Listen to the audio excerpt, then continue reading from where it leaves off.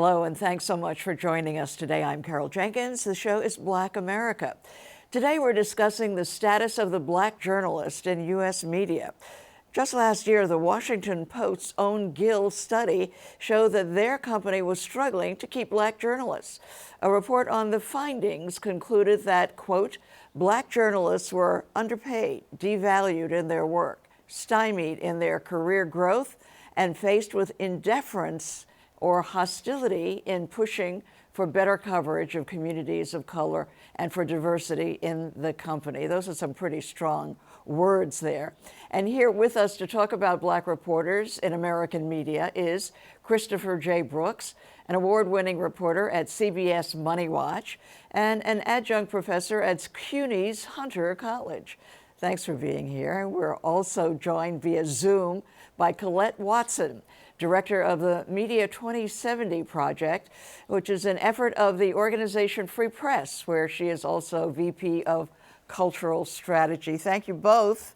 We're going to get this sorted out today. As I told you both before we started, I'm a former journalist, a former reporter in local news, so I know a little bit about the struggle, and I really would have hoped that we had made more progress than we have so far. Collette, I'm going to start with you because last year you created a documentary, and I want to show a clip of it because it shows a little bit of what journalists are up against, Black journalists are up against. We'll talk on the other side of it.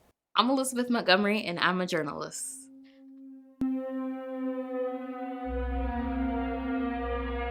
I was kicked out of my house at 18, and journalism was the one thing that I knew I could do. They say they care about diversity. When newsrooms are white dominated, there is not the diversity that reflects the community. It means that stories aren't told truthfully. You're calling on me to write these stories. I'm making you look real good out here in the street. I didn't feel valued at all. I couldn't pay my rent. I couldn't buy groceries at the same time. It was either rent or groceries. It was just terrible. I don't even have the words still. So this is, a heart-wrenching display of one reporter's mistreatment. Collette, talk to us about putting this documentary together. Absolutely. Thank you for having me this morning. So Elizabeth Montgomery is the journalist who's featured there. And the process came together when we saw her sharing very boldly and honestly and transparently on her social media platforms about what she had experienced. And so often issues of toxicity in newsrooms are really kept quiet. We have to worry about our livelihoods, so on and so forth. But Elizabeth took a bold step in really sharing about what she was going through.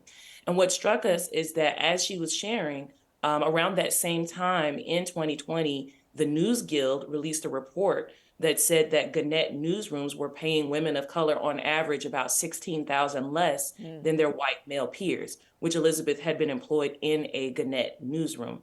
So there was the data right there to back up her story of being underpaid, and of being mistreated within her newsroom. And we knew that we had to amplify her voice and help people to hear about this and to understand not only what Black journalists are going through, but the fact that we as a community can actually lend them support and care and demand more care from the news organizations that they're employed with.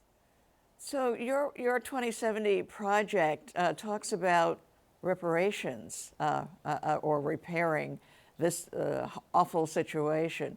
What does reparations look like? Let's just start there, and then we'll bring Khristopher in. I'm just dying to know where you see us in the year 2070.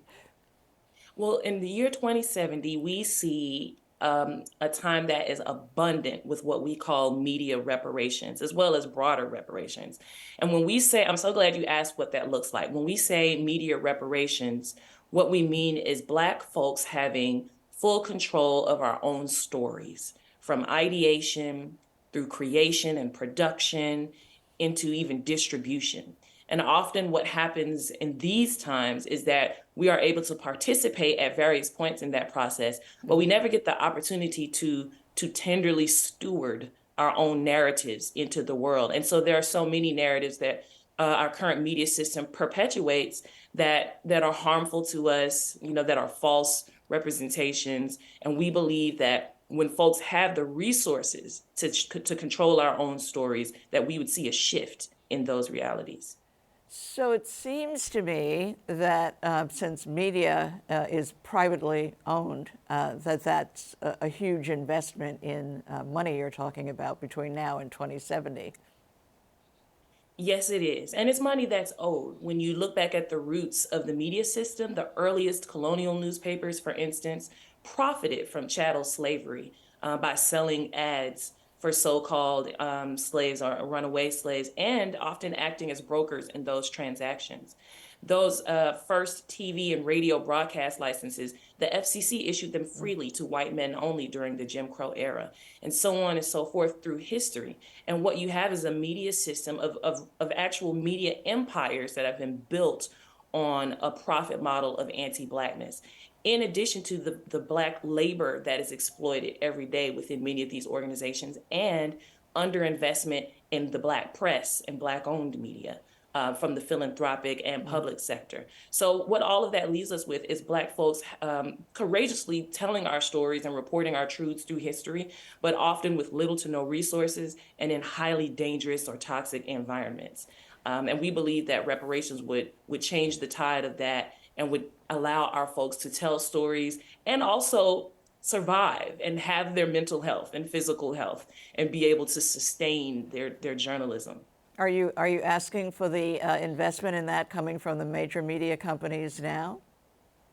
We do believe that corporate media has a debt to pay. We certainly do. And there are a lot of ways for that to happen. We also believe that the federal government has structured our media system in such a way that it's nearly impossible to either have control over narratives or to participate in it. I mentioned the issuance of those early licenses, various media ownership policies that have happened over the years, the elimination, for instance, of the minority tax credit that had actually begun to move the needle on Black media ownership.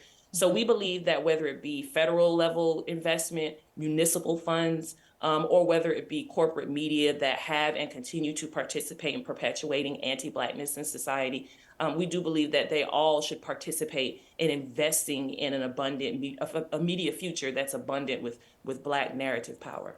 So, Khristopher, participating in corporate media, your day job, and right. Teaching freshmen, sophomore students how to write for the newsroom. What do you think about that? I would like to train today's journalists to eventually go into the world that she articulates. Like in the best possible scenario of this, my students and the ones that my fellow faculty members are training would already be aware of the landscape that we're in right now and tailor their education, tailor their skills, tailor the way they look at the world in a way that they can participate in a much stronger Black-owned press, in corporate media that has much more appreciation for the way we tell our stories, and telling the importance of how we use layers and nuance to say our stories. Hiring those students and having them have illustrious, long careers is what I would hope for the students that are in my class right now, or the ones I'll have in future semesters. So, Collette, Khristopher is training the students for your repaired society, media society. I want to say that one of my long, I spent 25 years as a local reporter anchor here in New York, and then helped found the Women's Media Center. And the reason we did it, trying to get more women into the media, is that we said that unless you're in the media, you're not in the history books. And so what we know now is that for the same thing for us, if we're not in the stories, we're not in the history books. And Lord help us in this wave of critical race theory craziness that's going on.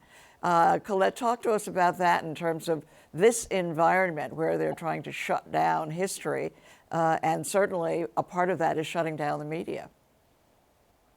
Absolutely. We talk about reparations as a four-part cycle that includes reckoning, acknowledgement, accountability, and redress. And what you're seeing right now with folks, trying to literally erase African American history and so much of our history from school books is for people who don't even want to see that process begin. You can't, redress or repair what you haven't acknowledged. You can't reckon with what you don't even know about. And so those forces are hoping to be able to completely erase what we know has actually taken place and is very true. And so the Media 2070 Project, which is a media reparations project that I direct, we understand that journalism in many ways is the bedrock of what shared truths we hold as society. Christopher and I are shaking our heads up and down. Yes, go ahead. One way that we say it is that culture creates the conditions for justice. And so that's why even in this environment, we think it's that much more critical for us to truly address the roots of the media system and shifting the culture that we find ourselves in. So, Christopher, talk to us a little bit about the pay inequality that exists, and we know that Black women are at the bottom, as in every instance of all of that, paid even more disproportionately to white men, white women, Black men. Black women are at the bottom of that list. As you're talking to your students, what do you say about that? The first thing I say to them is that even though there's been some studies out about it now, it's a lot more rampant than you believe. There's been studies, you guys mentioned the Gannett one and the Washington Post one, but I mean, a lot of our major news organizations, I remember the Los Angeles Times did one a couple years ago, the Wall Street Journal. I mean, these are large news organizations that, are in different parts of the country and they serve different readers, right? But there's one common thread through all of those studies. The Black journalist, particularly the woman, is paid lower than anyone else in that newsroom. So when you have huge pay gaps like that, what ends up happening for that working Black journalist is that they're not able to do the best possible version of their work as they could, because they have to end up taking a second or third job to supplement the income that they're not getting from their newsroom employer. I can't tell you how many behind the scenes, at the bar, at party conversations I've had with my fellow coworkers or colleagues from back in the day who, Uber on the weekends or Instacart or, do whatever it is to supplement their income on the weekends. Some of them even work their full-time job during the day, during the week, and then at night they do something else. So they're exhausted. You can't expect people to do the best possible journalistic work they can if they have to do something else on the side that also takes their energy and their attention away. And it's happening so much. It's probably a lot more drastic in the smaller newsrooms and the smaller markets, right, instead of the larger ones, but it's rampant everywhere. And so what I tell my students is that pay is going to be really, really low as soon as you start out, like your first 1 to 3 years in the industry. But if this is something you're passionate about, the studies have also always shown that you do start to get higher in your salary once you get better in your career. Is it the same as what their white counterparts is? Most times it's not. That's what the data shows us. But you're not going to be in poverty forever. And it's a function of how long are our Black journalists willing to sort of stay that course to get to a respectable salary, that they can only work one job. Well, that's making, I don't know, it's making me very mad. I'm angry, Collette. Yes, it makes me angry too, very much so. And I fuel that anger, I use that anger as fuel. When we talk about the underpayment of Black women and the underpayment of Black journalists in general, I want to share just one vignette with you.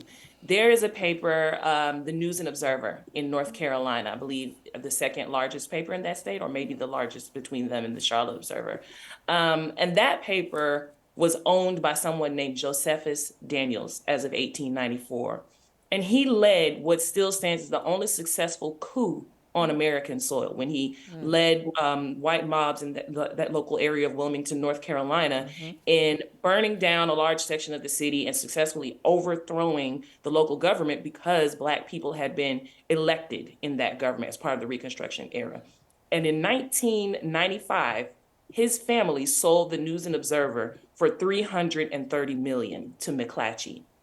Now, since that time, we've seen the news industry obviously undergo many, many shifts. There are layoffs, and journalism is right now in a time of crisis. And we know that a lot of wealth was amassed over generations off of, as I described earlier, an anti-Black profit model. And so what we're inviting people to right now when we talk about a future with media reparations is a future where, the situations that Christopher was just describing of journalists struggling to even survive and do journalism, where that, of course, is eradicated, and that wealth that is owed is really redistributed. And that power, that media power that was amassed over generations, is redistributed back to the folks who are telling the stories that challenge power.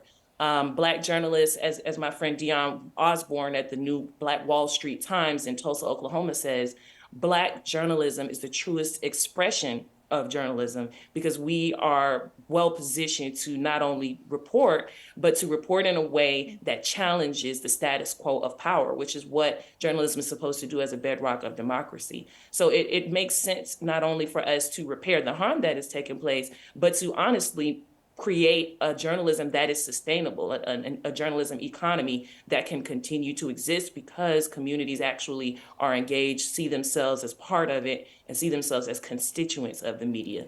Yeah, you talk about layoffs and the crisis that journalism is in right now. And in the tech sphere, this is happening tremendously these last few weeks. In some of the reports that I was looking at, this is the one place where Black reporters were gaining ground was on digital online entities, and now they are crashing. Talk to us about, I thought this was supposed to be the new journalism that we would all participate in equally. Yes, the internet came along and for a golden moment there, it sort of democratized our ability to participate. And we still have so much more ability, I think, to surface narratives. But as with every new media innovation before it, because there was a time when television was new, there was a time when radio was new. With each of those innovations, there has been a sort of contraction of that newness of shared power. When we actually, the Media 2070 Project published a 100-page essay in 2020 that really outlines the ways that each new innovation of media led to a contraction of the ways that Black people had been able to utilize it to shift conditions in society toward justice. In 1918, after the Chicago riots, the Race Relations Commission there pointed out that the media had played a direct role in fomenting fear of Black folks in that community. 50 years later, the Kerner Report in 1969 said that the media had played a key role in leading to the rebellions and uprisings across the country that were taking place, from Watts to Detroit and beyond. And guess what? That's where when I got my job. I went into the news business at the behest of the Kerner Report. That's when you had an infusion of women and Black reporters going in. We were not reporters. We came from other fields, nursing. The arts, all of that came into the news. And we were described before, and I'm sure sometime after, as window dressing on the set, which, spoke to our power in terms of the stories we got to report. It took a long time. So yes, so that was 50 years ago. And now... And now, another 50 years later, we've arrived at a sort of reckoning, as some people call it, after the murder of George Floyd, where you have journalists you were mentioning earlier who have, spoken out at the Los Angeles Times and various other places. Some newspapers are issuing apologies. But what I want to say is it's time for us to get off that every 50 years merry-go-round and really get to the root causes that bring us back to this point where we acknowledge that the media system is part of upholding, our dynamics of white supremacy in society or a racial hierarchy. If we know that to be the case, then we have to upend and transform that media system as we know it and redistribute that power and resources so we can finally get off that every 50-year cycle.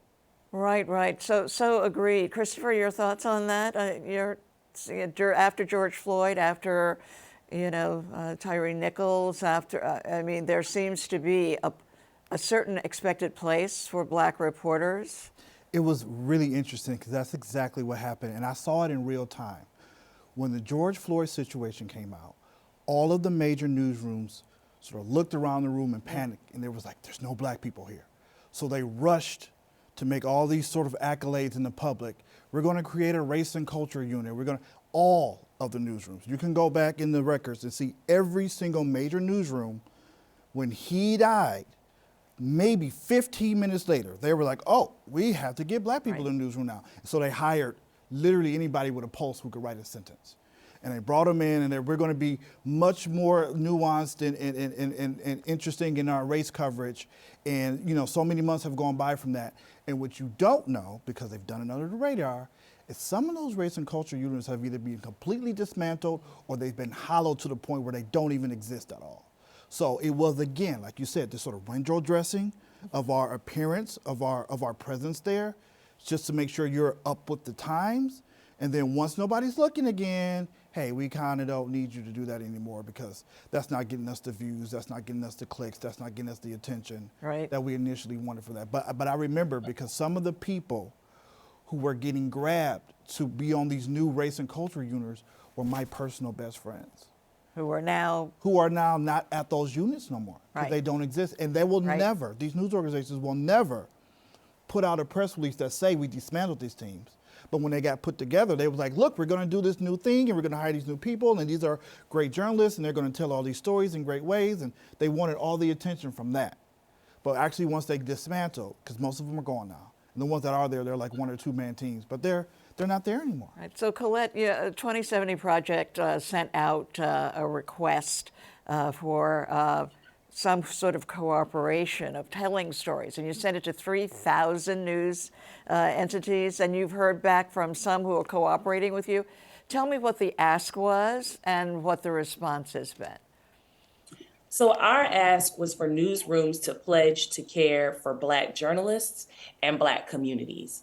And what that looks like is using our reporting and storytelling to center the information and care needs of those who are directly impacted by some systemic racism, refusing to criminalize Black people, considering our folks within the context of history and systems when you're telling stories. And specifically regarding Black journalists, that when they move up and offer to tell these very complex, nuanced stories, to support that and to support them when they need to grieve and move back, creating space, paid time off, other institutional policies for folks to take care of themselves, and then auditing and assessing whether newsrooms, stories, and leadership and demographics demonstrate care and reflect the community. And we use the word care because, as y'all are describing these different eras and the sort of window dressing, we call it, just very performative approaches to addressing the Black community. We understand that we deserve so much more than that. We deserve, as I mentioned, the resources to be able to buy our groceries and put gas into our cars and have a roof over our heads. Those are pretty big asks, I think the entire American population has been asking for that, no matter who or what, but those are humane processes that you're asking to be put in place. So you've gotten a response from how many of the 3,000 so far? We've gotten a response from 80 media organizations, including Mother Jones, Scalawag Magazine, the Craig Newmark Graduate School of Journalism at CUNY. Yay for CUNY, right? Yes. and a few others, WFAE Charlotte, WREG Memphis, papers, various types of platforms across the country. And we're excited to have 80 organizations that have signed on to say, we won't just parrot police narratives when our folks are murdered or when state violence happens, that they will in fact institute care initiatives. And when we say care, we know that our folks deserve mental health support, being able to have leadership that will give them that vote of confidence that's needed, that they won't be pushed out at the mid-career point, Right. just when they are beginning to have the ability rather to step into leadership. And for us, 80 organizations and counting feels really good. And we're actually going to have those organizations take part in our first ever media care cohort later this year. Yeah, I was just going to ask, because we're closing out. We have to have you both back. You can tell that I'm really interested in this story and how it ultimately works itself out. But your conference is when? So all of the folks who have screened our film that we saw a clip of earlier, Black in the Newsroom, we're all getting together from across the country for a town hall to take next steps in the process of demanding care for Black journalists and also providing support for Black journalists. And that is March 29th, that town hall. You can get those details at mediareparations.org. Okay, great. Thank you so much. I wish we had more time. We'll book it. We'll book it again. Our thanks to Collette Watson and Christopher Brooks for joining us today, and so many thanks for you being with us as well. I'm Carol Jenkins. The show is Black America, and we will see you the next time.